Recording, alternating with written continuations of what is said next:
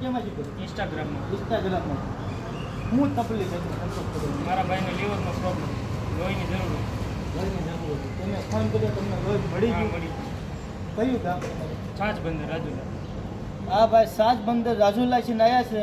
આ ભાઈ નહીં, તે ઓલા ભાઈ જેવી જ તકલીફ છે વાલની, કે એમને લોહીની જરૂર હતી. લોહી મળી ગયું છે ભાઈને. સાજ બંદરથી આવેલા છે. એમને ઇન્સ્ટાગ્રામમાં જે અમારો કોન્ટેક્ટ કરેલો છે. ભાઈને લોહીની જરૂર હતી, લોહી મળી ગયું છે. આ ભાઈને ફોન કર્યો જનતા ગ્રુપવાળાને.